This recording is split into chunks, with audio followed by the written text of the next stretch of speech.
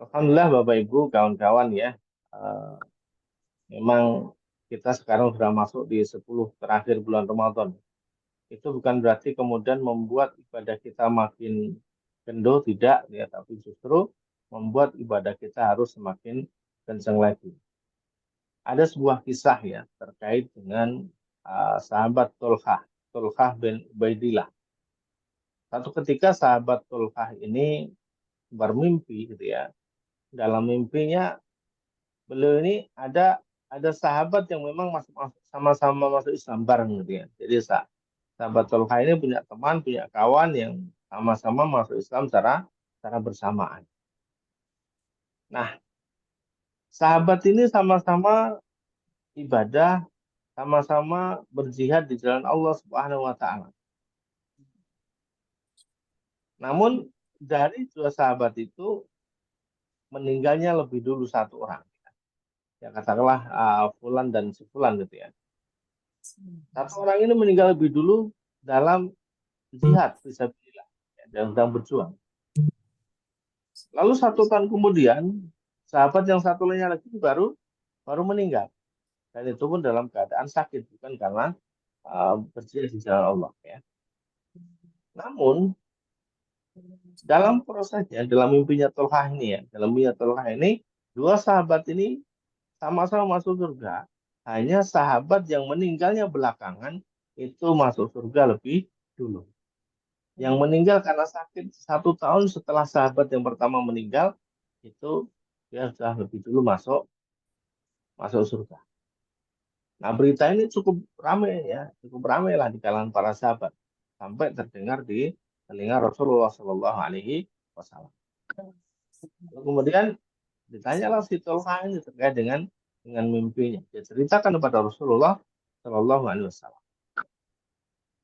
Lalu Rasulullah pun membenarkan isi mimpi dari sahabat tadi. Isi mimpi dari Tolha bin Ubaidillah. Nah, tapi justru kemudian muncul pertanyaan, kenapa ya Rasulullah kok bisa seperti itu? Orang yang berjihad di jalan Allah bukankah itu langsung masuk surga juga? Ya, orang yang sudah berjuang di jalan Allah itu bukankah jaminannya adalah surga? Nah, kenapa kemudian sahabatnya yang satu lagi yang meninggalnya selisih 1 tahun dengannya itu bisa masuk surga lebih lebih dulu? Jadi gini kawan-kawan ya. Lalu disampaikan oleh Rasulullah itu memang benar, ya, itu memang benar. Dan kenapa bisa seperti itu? Karena beliau masih bertemu dengan bulan Ramadan. Jadi bertemunya seseorang dengan bulan Ramadan ini memberikan kesempatan bagi dia untuk bisa memperbanyak Cepat. amal ibadah, ya, untuk bisa menambah amaliyah ibadah di bulan Ramadan sehingga membuat jarak yang cukup panjang antara satu sahabat dengan sahabat yang lainnya yang masuk surga. Nah, sehingga sekali lagi kita semua masih diberikan kesempatan oleh Allah untuk bisa ibadah di bulan Ramadan di tahun ini.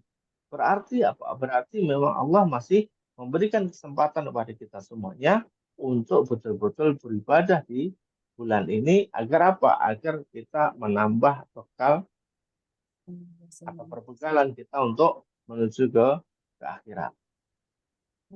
Yang kedua, kita masih diberikan kesempatan untuk bertemu dengan bulan Ramadan tahun ini, berarti memang dianggapnya bekal kita itu masih kurang.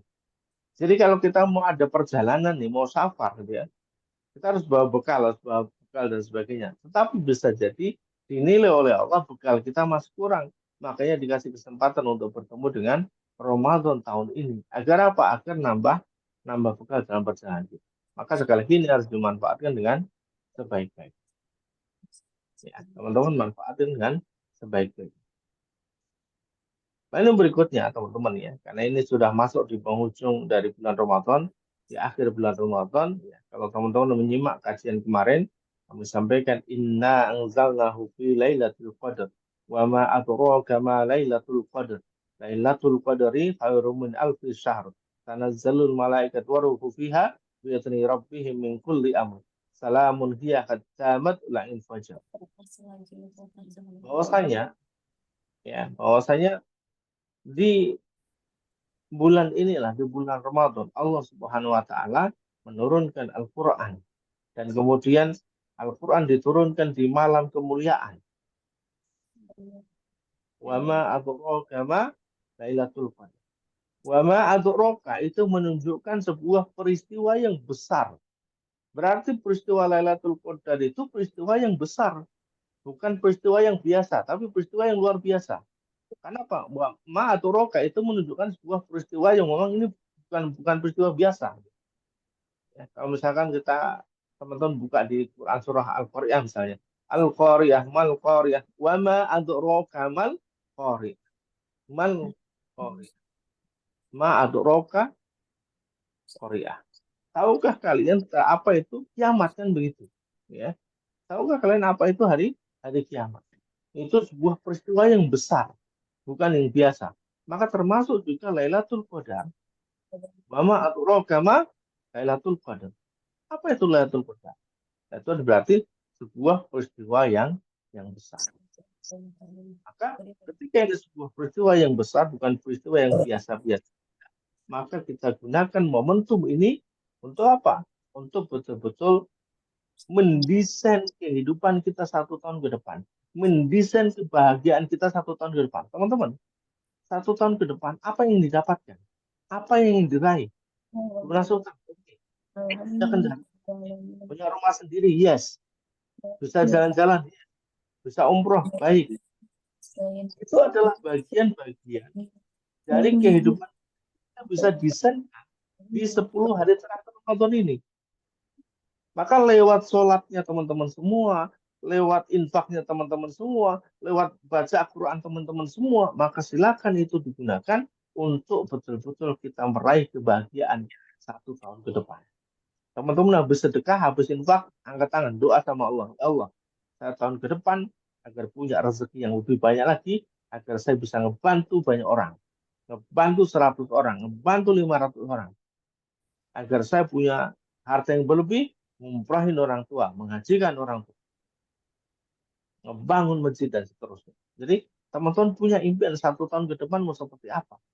Saya mau umroh bareng keluarga Ustaz. Oke, lakukan. Mintakan di bulan Ramadan, di 10 terakhir Ramadan ini, minta terus, kencengin ya. Lewat bacaan Quran teman-teman, lewat sholatnya teman-teman, lewat infaknya teman-teman. Ini 3 wasilah dahsyat yang kita bisa lakukan di 10 hari terakhir Ramadan untuk betul-betul kita mengharap pertolongan Allah. Apa itu? Sholat, ya. Teman-teman sholat. Di luar sholat tarawih, di luar sholat witir. Di sepertiga malam terakhir kita bangun. Sholat minimal 2 rakaat. Jadikan itu sebagai wasilah kita untuk meminta kepada Allah Subhanahu wa taala. Jadi sebelum kita doa, kita sholat dulu. Sholat, kemudian doa. Minta hajat kita 1 tahun ke depan seperti apa.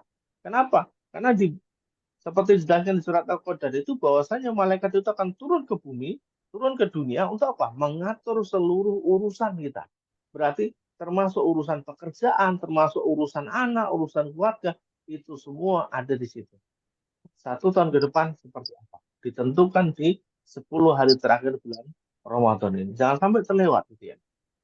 Jangan sampai terlewat teman. Maka silahkan manfaatkan momentum ini untuk betul-betul mendesain kebahagiaan kita seperti apa 1 tahun ke depan.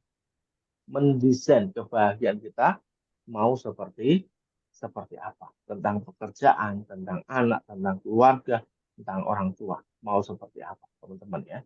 Jadi manfaatkan betul untuk di momentum 10 hari terakhir bulan Ramadan. Nah, kawan-kawan yang dirahmati Allah Subhanahu wa taala, tentu kita juga berbahagia ya bagi teman-teman semuanya yang sudah apa namanya menjalani ikhtiar dengan sebaik-baiknya, mengikuti program pesantren bahagia dengan penuh semangat, dengan penuh penghayatan, dengan penuh keseriusan. Semoga kita semuanya diberikan kemudahan-kemudahan oleh Allah Subhanahu wa taala, diberikan keistiqomahan oleh Allah Subhanahu wa taala sehingga menjalani hari-hari ini dengan jauh lebih baik lagi. Nah, Bapak Ibu, kawan-kawan yang dirahmati Allah Subhanahu wa taala ya. Nanti di bulan-bulan depan insya Allah kita nanti sudah dengan materi ya. Kemarin kami sudah sampaikan dengan beberapa ustadz, dengan beberapa materi yang memang sudah kami planningkan. Teman-teman nanti kita bisa belajar bareng tentang kehidupan itu seperti apa, tentang kebahagiaan itu seperti apa, cara meraihnya, bagaimana dari berbagai sisi, dari diri kita, termasuk penghalang rezeki itu apa, yang membuat rezeki lancar itu apa, dalam keluarga kita apa. Kemarin saya baru satu diskusi juga dengan salah satu materi kita, bahwa saya ternyata pembatas rezeki atau yang menghalangi rezeki kita itu adalah tidak hanya apa yang melekat pada diri kita, tetapi apa yang ada dalam rumah kita. Itu juga bagian-bagian dari yang bisa menghalangi datangnya rezeki kepada kita semua. Insya Allah ya tahun depan, bulan depan ya kita akan bedah satu persatu. Teman-teman nanti bisa ngulik, teman-teman nanti bisa tanya-tanya terkait dengan hal itu. Insya Allah ya nanti pemateri sudah kita siapkan mulai Syawal nanti sudah dengan materi. Sehingga hari ini, pagi ini, Insya Allah ini sebagai pengantar atau materi terakhir di bulan ini, Insya Allah ya kita diskusi, kita sharing di bulan ini, sehingga nanti kita sambung lagi di bulan Syawal, teman-teman ya. Sekali lagi, kami berdoa kepada diri sendiri, kepada kawan-kawan sekalian, agar kita semuanya diberikan keistiqomahan oleh Allah Subhanahu wa Ta'ala, sehingga bisa menjalani ibadah Ramadan dengan sebaik-baiknya sampai akhir Ramadan kelak. Sampai kemudian kita betul-betul mendapatkan takwa dari Allah Subhanahu wa Ta'ala. Sebagaimana janjinya Allah Subhanahu wa Ta'ala, "Wa may yatawakkal 'ala Allah wa huwa hasbuh." Barang siapa yang bertawakal kepada Allah, maka Allah akan selesaikan urusannya.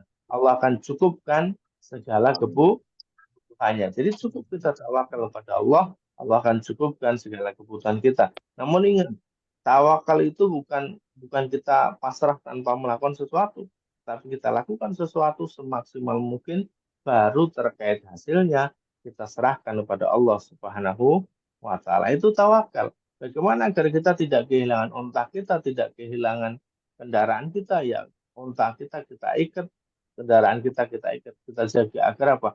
Agar tidak hilang. Bukan berarti kemudian kita biarkan begitu saja tanpa harus kita ikat. Ya. Itu namanya bukan tawakal. Jadi tawakal itu kita lakukan semaksimal yang bisa kita lakukan dulu.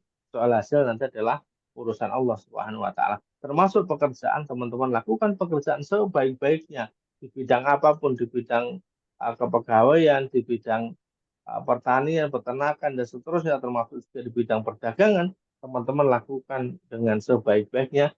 Soal hasil nanti pasrahkan sama Allah Subhanahu wa Ta'ala. Teman-teman, selamat menjalani ibadah puasa di 10 hari terakhir bulan Ramadan ya. Mohon maaf kami selama ini tentu banyak kekurangan, tentu banyak kekhilafan. Ya. Mohon untuk diikhlaskan agar kita semuanya betul-betul menjalani akhir-akhir Ramadan ini dengan sebaik-baiknya. Dari saya cukupkan sekian. Selamat beraktivitas, selamat menjalani hari terakhir Ramadan dengan sebaik-baiknya, dan sekali lagi kita berdoa agar Allah hadirkan kita di Lailatul Qadar mendapatkan pahala yang berlipat ganda sebagaimana kita beribadah di 1000 bulan. Minimal dengan infak ya. Kalau memang kita tidak bisa maksimalkan untuk hal lainnya, minimal kita bisa maksimalkan dari sisi kita. Insya Allah demikian. Assalamualaikum warahmatullahi wabarakatuh.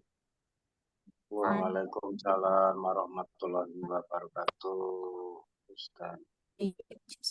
Mengharikan pasir pada Ustaz Udin yang telah menyampaikan materi pada pagi hari ini. Semoga Bapak Ibu semuanya dapat mengambil ibrah disampaikan beliau. Mungkin dari Bapak Ibu semuanya ada yang mau ditanyakan sebelum saya tutup.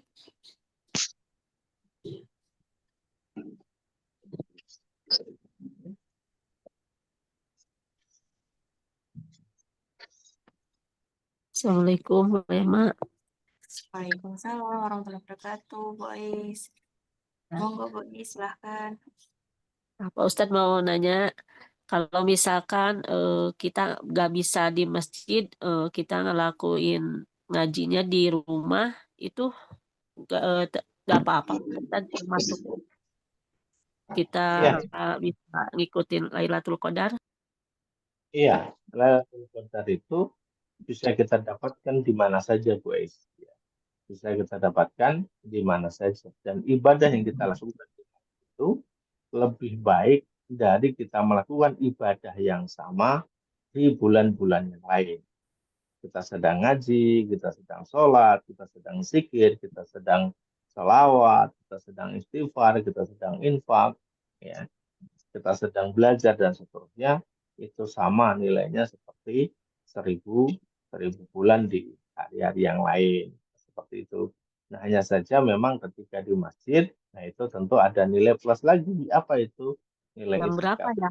Kalau misalkan kita eh, apa ngaji atau dikir atau apa gitu. Ya, sepanjang malam itu Bais bisa tentukan sendiri kapan waktunya. Ya, tadi kan minimal bisa sholat 2 rakaat, bisa ngaji, bisa infak dan seterusnya. Ya, minimal baca juga tuh surah Al-Ikhlas 3 kali. Ya, agar kita dapat pahalanya menghatamkan 1 kali Al-Quran. Dan kalau pas itu kebetulan dengan Lailatul Qadar, berarti kita dapat pahala tuh menghatamkan Al-Quran selama 83 tahun atau 1000 bulan. Allah seperti itu. Seperti itu, Bu Ais.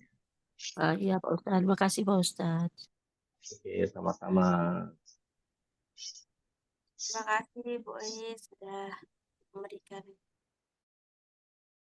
pertanyaan tadi. Mungkin dari yang lain, dari Bapak atau dari Ibu yang lain, silahkan.